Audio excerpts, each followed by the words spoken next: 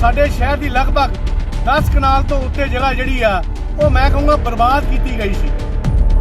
पूरे शहर दे विच जाम का जिहड़ा कारण आ वो रेहड़ियां बणियां। इन्हां ने कोई 36,39,000 रुपया भी घट्टो घट्ट तुसीं शहर दी रेहड़ियां जिहड़ियां वा वो रेहड़ी मार्केट शिफ्ट कराओ। कि प्रधान दियां अखा बंद आ, नगर कौंसल ने EOSO दी भी अखा बंद आ, तुहानूं दिखदा नहीं। मैं कहूँगा नकोदर प्रशासन भी बिल्कुल नाकाम साबित हुई है। ਤੁਹਾਨੂੰ ਚੇਤਾਵਨੀ ਵੀ ਦਿੰਦੇ ਆ, ਅਸੀਂ ਇਸ ਗੱਲ ਦਾ ਵਿਰੋਧ ਕੀਤਾ। ਸਾਡਾ ਵਿਰੋਧ ਉਹਨਾਂ ਨੇ ਦਰਜ ਨਹੀਂ ਕੀਤਾ। ਇਹਦਾ ਵਿਰੋਧ ਅਸੀਂ ਆਪਣੇ ਉੱਪਰ SDM ਸਾਹਿਬ, DC ਸਾਹਿਬ, ਮਾਨਯੋਗ MLA ਸਾਹਿਬ ਉੱਪਰ ਦੇ ਲੈਵਲ ਤੱਕ ਸਾਰੀਆਂ ਲੋਕਾਂ ਨੂੰ ਨੋਟ ਕਰਨ। प्यारे दर्शकों, मैं तुहाडा अपना गुरपाल सिंह पाली। नगर कौंसल वालों बीते दिनी ਲੱਖਾਂ रुपया खर्च करके जो रेहड़ी मार्केट में शैड बनाई जा रही है वो हुण चर्चा का विषय बनी हुई है, जिस ਨੂੰ ਲੈ ਕੇ समाज सेवक गौरव जैन ਤੇ वार्ड नंबर 4 ਤੋਂ कौंसलर हिमत शर्मा ने उस संबंधी कई खुलासे किए। आओ जानते हैं की है पूरा मामला। ਪਹਿਲਾਂ ਤਾਂ ਸਾਰੇ ਪੱਤਰਕਾਰ ਭਾਈਚਾਰਾ ਦਾ ਮੈਂ ਬਹੁਤ ਧੰਨਵਾਦੀ ਹਾਂ ਕਿ ਜਿਹੜੇ ਅੱਜ ਤੁਸੀਂ ਇੱਥੇ ਰੇਹੜੀ ਮਾਰਕੀਟ ਮੇਰੇ ਨਾਲ ਆਏ ਹੋ।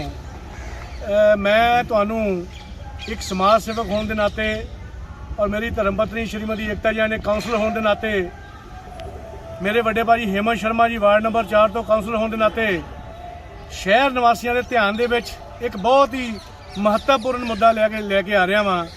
वो ये है कि जिवें कि तुहानूं सारिआं नूं मेरे भरावां नूं पता होएगा कि नकोदर नगर कौंसल वालों अज तो लगभग 4 साल पहला एक रेहड़ी मार्केट का निर्माण किया गया सी, जिथे ਲੱਖਾਂ रुपया रेहड़ी मार्केट ते लगा सी और साडे शहर की लगभग 10 कनाल तो उत्ते जगह जिहड़ी आ वो मैं कहूँगा बर्बाद की गई सी। बर्बाद इस करके कहूँगा क्योंकि पिछले 4 सालों के विच पूरी रेहड़ी मार्केट दे विच गिनती दियां 4 जे 5 रेहड़ियां आईयां। पूरे शहर दे विच जाम का जिहड़ा कारण आ वो रेहड़ियां बणियां। साडा शहर बहुत ही त्रस्त आ जाम तो, इनक्रोचमेंट तो, इलीगल। जिहड़ी महत्वपूर्ण गल तुहाडे नाल सांझी कर रहा मैं वो आ कि नगर कौंसल नकोदर वालों पिछली हाउस की जी मीटिंग हुई आ, जिस में मेरे भाजी हेमंत शर्मा जी और मेरे मिसेज भी मौजूद सी। इन्होंने कोई 36,39,000 रुपया नकोदर रेहड़ी मार्केट वास्ते एक बजट हाउस की मीटिंग लिया सीगा, जो कि वो ये सी भी सारी रेहड़ी मार्केट में शैड का निर्माण किया जाए। साडे वालों इहदा पुरजोर विरोध किया गया। विरोध इस करके किया गया क्योंकि जी रेहड़ी मार्केट आ जादी बनी आ पिछले टर्म दे विच ਲੱਖਾਂ रुपए की बर्बादी है रेहड़ी मार्केट ब्रांच की गई आ।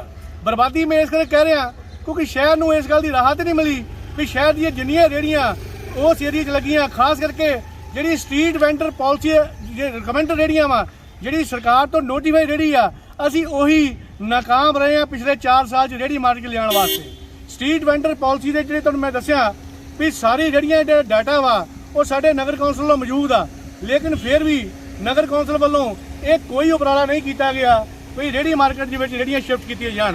बड़ी नमोशी ने कहना पै रहा वा भी 1 साल जिहड़ा सानू भी नगर कौंसल गया हो गया, यानी मेरी मिसेज नूं ते हेमंत शर्मा जी नूं 1 साल दे विच घट्टो घट्ट असीं 4 वारी या 5 वारी शहर का दौरा भी किया।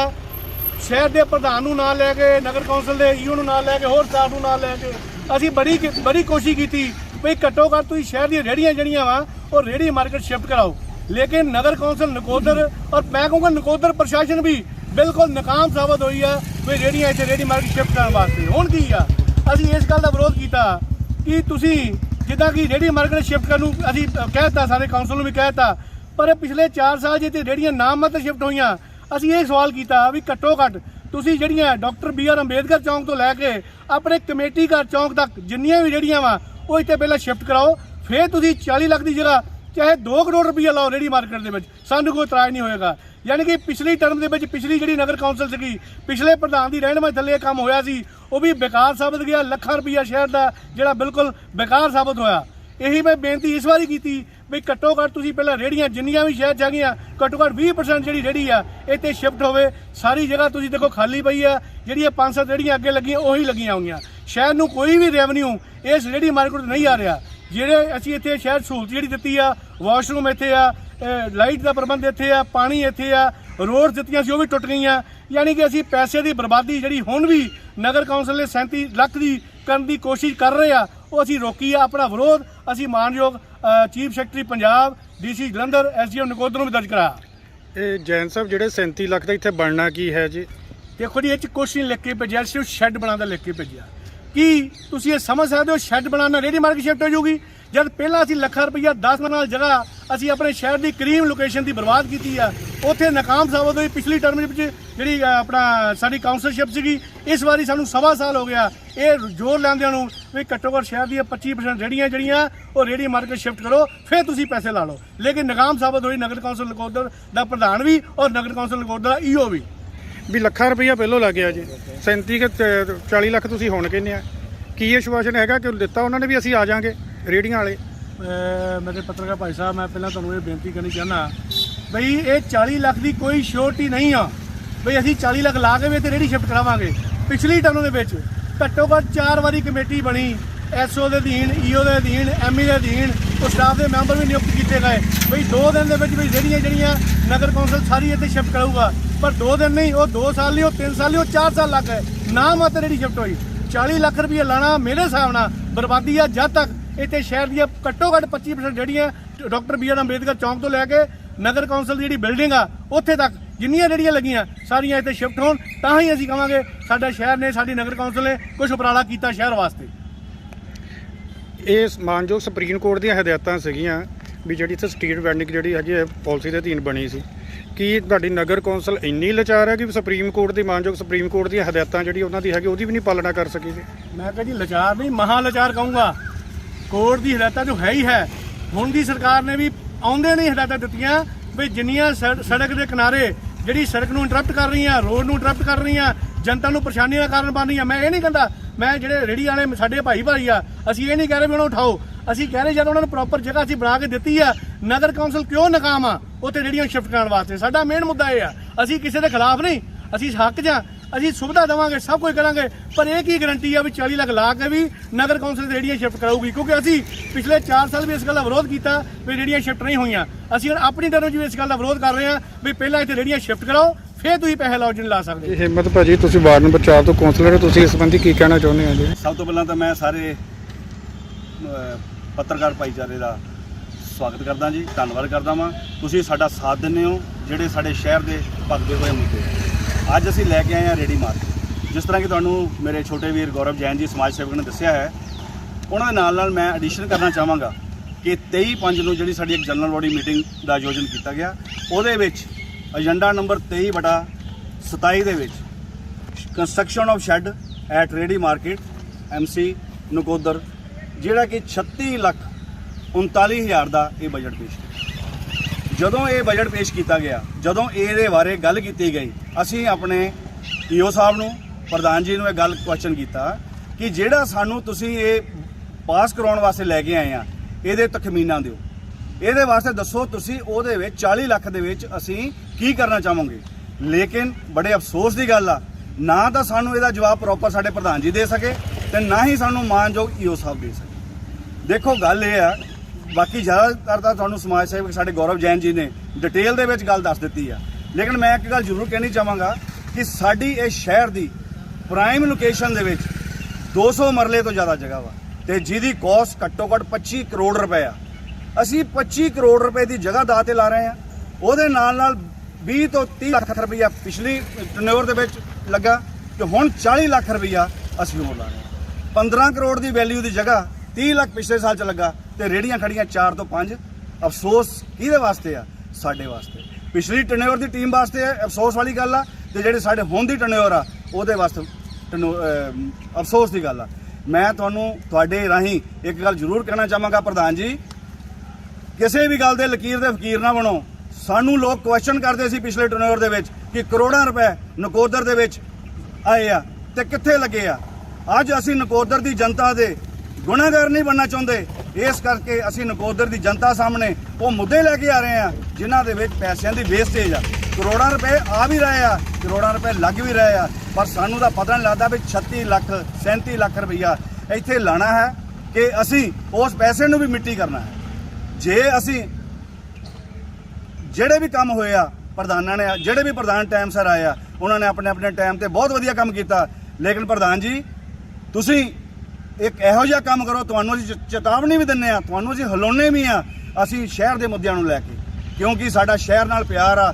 ਅਸੀਂ ਇਹਦੇ ਵਿੱਚ ਕੋਈ ਵਾਰਡਬੰਦੀ ਨਹੀਂ ਦੇਖਦੇ। ਜਿੱਥੇ ਕੋਈ ਮੁੱਦੇ ਹੈ ਅਸੀਂ ਸ਼ਹਿਰ ਦੇ ਮੁੱਦਿਆਂ ਨੂੰ ਤੁਹਾਡੇ ਤੱਕ, ਈਓ ਸਾਹਿਬ ਤੱਕ ਪਹੁੰਚਾਉਣਾ ਹੈ। ਮੈਂ ਤੁਹਾਨੂੰ ਇਹ ਵੀ ਗੱਲ ਦੱਸਣਾ ਚਾਹਾਂਗਾ, ਜਦੋਂ ਇਹ ਮੁੱਦਾ ਸਾਡੇ ਮੀਟਿੰਗ ਦੇ ਵਿੱਚ ਉੱਠਿਆ, ਅਸੀਂ ਇਸ ਗੱਲ ਦਾ ਵਿਰੋਧ ਕੀਤਾ। ਸਾਨੂੰ ਪਹਿਲਾਂ ਤਖਮੀਨਾ ਦਿਖਾਓ, ਸਾਨੂੰ ਨਕਸ਼ਾ ਦਿਓ, ਸਾਨੂੰ ਦੱਸਿਆ ਜਾਵੇ ਇਹਦੇ ਵਿੱਚ ਕੀ ਕਰਨਾ ਹੈ। ਲੇਕਿਨ ਜਦੋਂ ਇਹ ਉਹ ਨਾਕਾਮਯਾਬ ਹੋ ਗਏ ਸਾਨੂੰ ਦੇਣ ਦੇ ਵਿੱਚ, ਅਸੀਂ ਉਹਨਾਂ ਨੂੰ ਕਿਹਾ ਸਾਡਾ ਵਿਰੋਧ ਲਿਖੋ। ਲੇਕਿਨ ਸਾਡਾ, ਮੈਨੂੰ ਦੱਸਦਿਆਂ ਨੂੰ ਬੜੀ ਸ਼ਰਮ ਵੀ ਮਹਿਸੂਸ ਹੁੰਦੀ ਆ ਕਿ ਆਪਣੀ ਅਸੀਂ ਹਾਊਸ ਦੀ ਗੱਲ ਤੁਹਾਡੇ ਸਾਰਿਆਂ ਸਾਹਮਣੇ ਲਿਆ ਰਹੇ ਹਾਂ। ਲੇਕਿਨ ਸਾਡੀ ਮਜਬੂਰੀ ਆ, ਕਿਉਂਕਿ ਸਾਡੇ ਸ਼ਹਿਰ ਦੇ ਖੂਨ ਪਸੀਨਾ ਦੇ ਲੋਕਾਂ ਦੇ ਪੈਸੇ 37 ਲੱਖ ਰੁਪਈਆ ਅਸੀਂ ਖਰਾਬ ਕਰ ਲਿਆ। ਸਾਡਾ ਵਿਰੋਧ ਉਹਨਾਂ ਨੇ ਦਰਜ ਨਹੀਂ ਕੀਤਾ। ਇਸ ਕਰਕੇ ਅਸੀਂ ਇਹ ਵਿਰੋਧ ਜਿਹੜਾ ਇਸ ਏਜੰਡੇ ਦੇ ਵਿੱਚ ਦੇ ਅਗੇਂਸਟ, ਇਹਦਾ ਵਿਰੋਧ ਅਸੀਂ ਆਪਣੇ ਉੱਪਰ ਐਸਡੀਐਮ ਸਾਹਿਬ, ਡੀਸੀ ਸਾਹਿਬ, ਮਾਨਯੋਗ ਐਮਐਲਏ ਸਾਹਿਬ, ਉੱਪਰ ਦੇ ਲੈਵਲ ਤੱਕ ਸਾਰੀਆਂ ਲੋਕਲ ਅਥਾਰਟੀਆਂ ਨੂੰ ਭੇਜ ਦਿੱਤਾ ਹੈ। ਇਹ ਜਿਹੜੀ ਕਾਰਵਾਈ ਰਜਿਸਟਰ ਆਈ ਹਿੰਮਤ ਜੀ, ਉਹਦੇ ਵਿੱਚ ਵੀ ਵਿਰੋਧ ਜਤਾਇਆ ਗਿਆ ਤੁਹਾਡੇ ਵੱਲੋਂ ਜੀ? ਸਾਡੇ ਵੱਲੋਂ ਵਿਰੋਧ ਨਹੀਂ ਜਤਾਇਆ ਗਿਆ ਜੀ। ਅਸੀਂ ਬਹੁਤ, ਮੇਰੇ ਨਾਲ ਮੇਰੇ ਕਾਉਂਸਲਰ ਸਾਹਿਬਾ ਸ਼੍ਰੀਮਤੀ ਏਕਤਾ ਜੈਨ ਜੀ, ਅਸੀਂ 2 ਜਣਿਆਂ ਨੇ, 2 ਕਾਉਂਸਲਰ ਸਾਥੀਆਂ ਨੇ ਇਹਦਾ ਵਿਰੋਧ ਕੀਤਾ। ਬਹੁਤ ਵਿਰੋਧ ਕਰਨ ਦੇ ਬਾਵਜੂਦ ਵੀ ਜਦੋਂ ਉਹਨਾਂ ਕਿਹਾ ਸਾਡਾ ਨੋਟ ਕਰੋ, ਲੇਕਿਨ ਕਿਸੇ ਨੇ ਵੀ ਸਾਡੀ ਗੱਲ ਨੂੰ ਨੋਟ ਨਹੀਂ ਕੀਤਾ। ਇਹ ਤਾਂ ਬੜੀ ਮਾੜੀ ਗੱਲ, ਚੁਣੇ ਹੋਏ ਨੁਮਾਇੰਦਾ ਜਿਹੜਾ ਆਪਣੀ ਹਾਊਸ 'ਚ ਗੱਲ ਰੱਖ ਸਕਦਾ ਹੈ। ਦੇਖੋ ਜੀ, ਗੱਲ ਰੱਖਣਾ ਸਾਡਾ ਹੱਕ ਵਾ। ਸਾਡੀ ਆਵਾਜ਼ ਨੂੰ ਅਸੀਂ ਕਿਸੇ ਦੇ ਕਹਿਣ ਤੇ ਰੁਕਣਾ ਨਹੀਂ, ਕਿਉਂਕਿ ਸਾਨੂੰ ਇੱਕੋ ਹੀ ਚੀਜ਼ ਦਿਸਦੀ ਆ ਕਿ ਅਸੀਂ 5 ਸਾਲ ਵਾਸਤੇ ਸਾਨੂੰ ਨਕੋਦਰ ਦੀ ਜਨਤਾ ਨੇ ਚੁਣ ਕੇ ਭੇਜਿਆ ਵਾ, ਤੇ ਅਸੀਂ ਨਕੋਦਰ ਦਾ ਨੁਕਸਾਨ ਨਹੀਂ ਹੋਣ ਦੇਣਾ। ਹਿੰਮਤ ਭਾਜੀ, ਬੜੇ ਤੁਸੀਂ ਚੰਗੇ ਮੁੱਦੇ ਸ਼ਹਿਰ ਦੇ ਹਿੱਤ ਲਈ ਜਾਂ ਬੜੇ ਸੰਗੀਨ ਜਿਹੜੇ ਮੁੱਦੇ ਸਮੇਂ-ਸਮੇਂ ਤੇ ਚੱਕਦੇ ਰਹਿੰਦੇ ਆ, ਪਰ ਆਖਿਰ ਕੀ ਗੱਲ ਹੈ ਕਿ ਜਿਹੜਾ ਪ੍ਰਧਾਨ ਜੀ ਹੋਏ ਜਾਂ ਦੂਸਰੇ ਨਗਰ ਕੌਂਸਲ ਦੇ ਅਧਿਕਾਰੀ ਆ, ਉਹ ਟਸ ਤੋਂ ਮਸ ਨਹੀਂ ਹੋ ਰਹੇ? ਸਰ, ਗੱਲ ਇਹ ਆ, ਕਹਿੰਦੇ ਆ ਕਿ ਸੱਚ ਦੀ ਆਵਾਜ਼ ਕਦੇ ਰੁਕਦੀ ਨਹੀਂ ਹੁੰਦੀ। ਅਸੀਂ ਆਪਣਾ ਫਰਜ਼, ਸਾਡੇ ਨਾਲ ਮੇਰੇ ਕੌਂਸਲਰ ਸਾਥੀ ਏਕਤਾ ਜੈਨ ਜੀ, ਸਮਾਜ ਸੇਵਕ ਗੌਰਵ ਜੈਨ ਜੀ ਤੇ ਮੈਂ ਖੁਦ ਇਹਨਾਂ ਗੱਲਾਂ ਨੂੰ ਉਠਾਉਂਦੇ ਆ। ਲੇਕਿਨ ਜੇ ਪ੍ਰਧਾਨ ਜੀ ਜਾਂ ਈਓ ਸਾਹਿਬ ਨਹੀਂ ਸੁਣਦੇ ਤੇ ਸਾਡਾ ਵੀ ਵਿਸ਼ਵਾਸ ਆ ਕਿੰਨੀ ਦੇਰ ਨਹੀਂ ਸੁਣਨਗੇ। ਅਸੀਂ ਇਹ ਦਰਵਾਜ਼ਾ ਖਟਖਟਾਈ ਜਾਣਾ ਵਾ।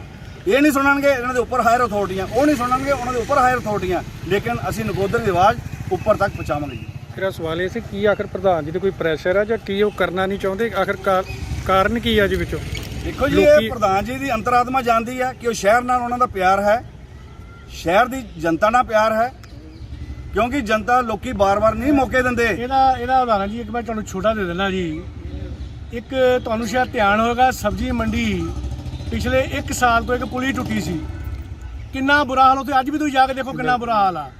ਉਹ ਗੱਲ ਵਾਸਤੇ ਸਾਡੇ ਮਾਨਯੋਗ ਕਈ ਕਾਉਂਸਲਰ, ਮੈਂ ਨਾਂ ਨਹੀਂ ਚਲੋ ਲੈਂਦਾ ਉਹਨਾਂ ਦਾ, ਉਹਨਾਂ ਨੇ ਆਪਣਾ ਬੜਾ ਵਿਰੋਧ ਦਰਜ ਕਰਾਇਆ। ਵਿਰੋਧ ਦਰਜ ਕਰਾਉਣ ਤੋਂ ਬਾਅਦ ਅੱਧੀ ਪੁਲੀ 6 ਮਹੀਨੇ ਬਾਅਦ ਬਣੀ, ਅੱਧੀ ਪੁਲੀ ਉਹ 6 ਮਹੀਨੇ ਬਾਅਦ ਬਣੀ। ਪੁਲੀ ਜਿਹੜੀ ਬਣੀ ਆ, ਤੁਸੀਂ ਅੱਜ ਵੀ ਜਾ ਕੇ ਦੇਖੋ 1.5 ਫੁੱਟ ਰੋਡ ਲੈਵਲ ਦੇ ਉੱਚੀ ਆ। ਕੋਈ ਵੀ ਵੱਡਾ ਹਾਦਸਾ ਉੱਤੇ ਹੋ ਸਕਦਾ। ਕਿ ਪ੍ਰਧਾਨ ਦੀਆਂ ਤਾਂ ਅੱਖਾਂ ਬੰਦ ਆ, ਨਗਰ ਕੌਂਸਲ ਦੇ ਈਓ ਐਸਓ ਦੀਆਂ ਵੀ ਅੱਖਾਂ ਬੰਦ ਆ, ਉਹਨੂੰ ਦਿਖਦਾ ਨਹੀਂ ਕਿਸ ਠੇਕੇਦਾਰ ਨੇ ਬਣਾਇਆ ਉਹ। ਇਹ ਜ਼ਿੰਮੇਵਾਰੀ ਕਿਹਦੀ ਆ? ਅਸੀਂ ਆਪਣੀ ਜਿਹੜੀ ਕਚਹਿਰੀ ਆ, ਸਾਡੀ ਕਚਹਿਰੀ ਤੁਸੀਂ ਆ, ਲੋਕ ਆ, ਅਸੀਂ ਆਪਣੀ ਆਵਾਜ਼ ਜਨਤਾ ਦੀ ਕਚਹਿਰੀ ਲੈ ਕੇ ਜਾ ਰਹੇ ਔਰ ਜਾਵਾਂਗੇ। ਇਹ ਜਵਾਨ ਸਾਡੀ ਰੁਕਣੀ ਨਹੀਂ, ਬੰਦ ਨਹੀਂ ਹੋਣੀ। ਗਲਤ ਕੰਮ ਨੂੰ ਗਲਤ ਹੀ ਕਹਿਣਾ ਵਾ, ਚਾਹੇ ਅਸੀਂ ਕਾਉਂਸਲ ਜਾਂ ਚਾਹੇ ਅਸੀਂ ਕਾਉਂਸਲ ਤੋਂ ਬਾਹਰ ਆ।